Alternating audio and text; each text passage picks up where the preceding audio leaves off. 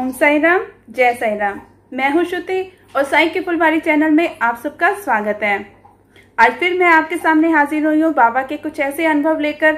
जैसे कि आप सब जानते हैं कि बाबा हमें पग पग पर बहुत से अनुभव कराते रहते हैं। ऐसे ही कुछ अनुभव ममता जी के साथ हुए और ममता जी हमें बताती हैं कि कैसे बाबा ने उनकी माता को, जो बहुत कष्ट में थी, उदी देकर, ममता जी ने जब अपनी माता को उदी दी तो वो कैसे अपने कष्टों से निजात पा गई और बाबा में लीन हो गई।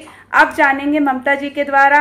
और ममता जी का एक और ऐसा अनुभव है कि जैसे आप सब लोगों ने सच्चरित्र में पढ़ा होगा कि कैसे शेवड़े की बाबा ने मदद की थी अपने अध्ययन को और अध्ययन में उत्तीर्ण होने के लिए। उसी तरह बाबा की उदी ने किस तरह से उनके बेटे को उनके जो एग्जाम्स थे उनमें उत्तीर्ण किया। आप जानेंगे ममता जी के द्वारा बाबा के हुए ऐसे सुंदर अनुभव। आइए जानते हैं ममता जी से।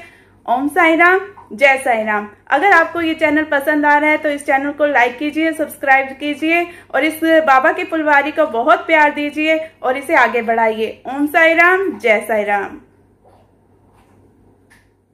ओम साई राम। आज मैं आपसे बाबा की उदी का एक छोटा सा मिरेकल शेयर करना चाहती हूँ। ये मेरे मम्मी से जुड़ा हुआ है ये मिरेकल। मम्मी और पापा दोनों, हम 4 बेटियां हैं, तो हम चारों की शादी हो गई थी और मम्मी पापा सिर्फ वो दोनों रहते थे बहुत सालों से। करीब 15-20 साल से अकेले हैं वो दोनों। मम्मी का देहांत तो सितंबर 4, 2017 को हो गया था। उनके गुजरे हुए 3 साल हो गए। अभी पापा मेरे बड़े दीदी के पास है। मम्मी और पापा किसी से कोई सहारा नहीं लेते थे, मतलब कि कोई सन इन लॉ से कुछ हेल्प नहीं मांगते थे, बहुत स्वाभिमानी थे। और पापा का तो 20-25 साल से डायबिटिक भी है वो। मम्मी का करीब 5 साल से, मतलब कि उनके गुजरे से पहले 5 साल से अनकंट्रोल डायबिटीज़ हो गया था, जो और बहुत कॉम्प्लिकेशंस हो गया था उनका। तो उनका बार बार हॉस्पिटल में एडमिट होना, घर आना, यही होता रहा। मरने से पहले जब वो लास्ट टाइम एडमिट हुई थी तो उनकी हालत बहुत बिगड़ गई थी। वो 4 to 5 डेज़ तक बेहोश थी हॉस्पिटल में। फिर जब मैं देखने गई आईसीयू में तो मैंने थोड़ा सा उदी अपने साथ लेके गई थी, क्योंकि आईसीयू में नहीं छोड़ते हैं वो सब। थोड़ा सा किसी को बताए बिना थोड़ा सा उदी लेके गई और चुपके से मम्मी के माथे पे लगा दिया था। वो लगाते ही इमीडिएटली मम्मी, जो बेहोश पड़े थे 4 दिन से, इमीडिएटली उन्होंने आंख ओपन कर दिया और मुझे देख के थोड़ा सा हंस के, उनकी बातें भी नहीं निकल रही थी, लेकिन मुझे समझ में आया कि वो बोल रही थी, तुम क्यों आई मुझे देखने इतने दूर से। क्योंकि वो बहुत डरती थी सन इन लॉ से। वो बहुत ये करती थी कि कोई सन इन लॉ उनके ऊपर हाथ नहीं उठाए और बोले कि ऐसे कुछ होता है ना इंडियन फैमिलीज़ में ऐसे। तो तुम क्यों आई इतने दूर से, ऐसे बोल रही थी मम्मी। तो मुझे बहुत खुशी हुआ जब उदी लगाते ही मम्मी ने आँख खोल दिया और बोलने लगी मम्मी, तो मुझे बहुत खुशी। लेकिन उनका इतना बुरा हालत था कि मुझसे देखा नहीं जाता था, क्योंकि पापा मम्मी दोनों ये थे और पापा भी मेंटली बहुत वीक हो गए थे। मम्मी की हालत देखकर उनको रोज़ इंसुलिन देना पड़ता था। और वो 80s में, पापा तो 80s में है, मम्मी ऑलमोस्ट 80 में थी। तो मैं हमेशा बाबा से प्रार्थना करती थी कि मम्मी को मुक्ति दिला दो बाबा, इतना सारा सफरिंग हमसे नहीं देखा जा सकता उनका, प्लीज़ आप मुक्ति दिला दो। फिर ऐसे मम्मी को ये करके फिर उनको डिस्चार्ज कर दिया गया हॉस्पिटल से। और डिस्चार्ज करने के बाद कभी और 1-2-3 दिन थे बस मम्मी, उसके बाद वो गुज़र गए। और लेकिन फिर उसके बाद मैं थोड़े दिनों में मुझे जब मैं सो रही थी तो मैं ठीक से बोल नहीं सकती कि वो विजन था या फिर वो एक सपना था, बोल नहीं सकती। लेकिन मैंने देखा, क्योंकि मैं हमेशा बाबा से पूछती थी उनको मुक्ति दिला दो, मुक्ति दिला दो। तो उस दिन मैं जब सो रही थी तो मैंने देखा बाबा अपने समाधि, जो हम लोग अभी शिरडी जाते हैं तो उनका समाधि देखते हैं ना, तो बाबा उस समाधि पे बैठे हैं और उनका हाथ ऐसे सामने फैलाया और मतलब कि स्ट्रेच किया है बाबा ने हाथ। तो एक एंड से बाबा अपना स्ट्रेच किया हुआ हाथ दिखा रहे हैं, दूसरे एंड में देख रही हूँ कि मम्मा चल के आ रहे हैं मेरे मम्मी, और बाबा ने उनको खींच के दोनों समाधि के अंदर चले गए। तो मुझे बहुत खुशी है। आज भी मैं दुख का एहसास नहीं करती हूँ कि मम्मी नहीं है, क्योंकि मुझे ये पता है कि वो हमेशा बाबा के पास है। और जब भी मैं समाधि मंदिर, और उसके बाद जब मैं एक टाइम शिरडी गई थी मम्मी के गुजर जाने के बाद, तो वहाँ जाके समाधि मंदिर में बाबा को भी प्रार्थना किया और मम्मा का भी आशीर्वाद ले लिया मैंने वहाँ पे, क्योंकि मुझे पता है मम्मी वहाँ पे है। एक तो ये थी उदी की, और दूसरी वाली थी जब मेरे पापा के छोटे ब्रदर को एक बड़ा सा ब्रेन स्ट्रोक मारा था, मतलब कि बिल्कुल जैसे वो चले जाएंगे ऐसे। तो उस टाइम पे भी उनको आईसीयू में डाला गया था। तो मुझे वो बहुत प्यारे लगते हैं मुझे, और मुझे बहुत दुख हुआ कि ऐसे क्यों हो गया वो। और मैंने तभी बाबा से प्रार्थना की, प्लीज़ उनको कैसे भी आप बचा लीजिए। आई वॉन्ट हिम अलाइव एटलीस्ट। उनको चलने नहीं होता है, फिरने नहीं दिया, कोई बात नहीं है, लेकिन I want him to be alive, ऐसे मैंने बाबा से पूछा था। और चुपके से जब मैं उनको आईसीयू में देखने गई तो वहाँ पे भी मैंने उदी लगाई, चुपके से ऐसे उदी लगा के आ गई।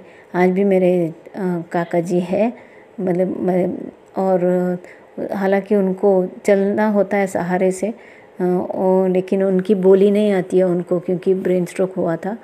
कुछ बोलते रहते हैं, वो सुनाई नहीं दे, वो हमको मालूम नहीं पड़ता है, लेकिन फिर भी आज भी अच्छे हैं वो। और मैं बाबा की बहुत आभारी हूँ इसके लिए। और लास्ट में एक और मैं बताना चाहती हूँ कि जो मुझे इतना सरप्राइजिंग हुआ कि मैं बोल ही नहीं सकती हूँ। वो तीसरा वाला जो है, जब मेरा बेटा 10th स्टैंडर्ड में था, तो वो इतना ये नहीं करता था कि मैं बात नहीं सुनता था, और मुझे बहुत डर था कि अगर वो एग्ज़ाम्स में कैसे करेगा, पास होएगा कि नहीं, फेल होएगा। तो पहले से मैंने सोच लिया था कि हर दिन वो जब एग्ज़ाम लिखने जाएगा तो मैं उसको उदी पानी पिला के बाद में भेजूँगी, ऐसे मैंने मन में सोच लिया था। फिर उसका हॉल टिकट आया तो मैं उसको बाबा मंदिर लेके गई। उस दिन दोपहर था, तो ज़्यादातर लोग दोपहर को वहाँ पे नहीं रहते हैं अदर देन थर्सडेज। सो उस दिन दोपहर था, तो मैं मेरे बच्चों के साथ गई थी, और वहाँ पे एक आम का पेड़ है बड़ा सा, जहाँ पे आम का पेड़ है, और उसके नीचे एक बाबा का छोटा सा मूर्ति रखा हुआ है। तो पहले मैं गई द्वारका माई में जाके आने के लिए सोच रही थी। तो उसके बाद मंदिर जाने, क्योंकि वो आमने सामने ही है, मंदिर और द्वारका माई एक ही प्रीमिसेस में, सब आमने सामने है। तो मैंने देखा वहाँ पे एक जो मैंगो पेड़ के नीचे जो बाबा की मूर्ति है, वहाँ पे एक छोटा सा एक पेपर कटा हुआ पेपर था। एक स्क्वायर पेपर में बहुत सारा उदी रखा हुआ था, और उसके पास, मतलब कि उदी के पास में एक आधा बिस्लेरी बॉटल, मतलब कि आधा खाली हुआ बिस्लेरी बॉटल, आधा पानी था उसमें और आधा नहीं था। तो वो ये दोनों रखे हुए थे। मुझे एकदम सा, मुझे पता नहीं, क्योंकि मैं गई थी हॉल टिकट लेने, उसका पूजा करवाने के लिए, और उसको लेके गई थी मेरे बेटे को पूजा करवाने के लिए वो हॉल टिकट।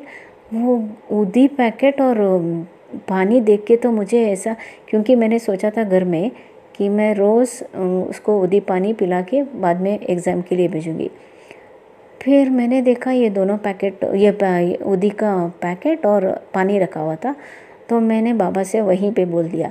कोई और 2 फैमिलीज़ थे वहाँ पे, तो मैंने सोचा शायद उन्होंने रखा है। तो मैंने बाबा से बोल दिया, अगर मैं द्वारका माई जाके 5-10 मिनट बैठ के, मैं हमेशा करती हूँ 5-10 मिनट वहाँ पे बैठ के बाबा से बात करके आती हूँ। तो मैंने बाबा से बोला, मैं द्वारका माई जाके आती हूँ, फिर आपका दर्शन करती हूँ अंदर, फिर वापस आने तक अगर वो उदी पैकेट और वो पानी वहीं पे रहा तो मैं समझ लूँगी कि आपने ही मुझे वो प्रसाद के रूप में दिया हुआ है, और मैं वही उदी मेरे बच्चे को दूँगी जब वो एग्ज़ाम के लिए जाएगा।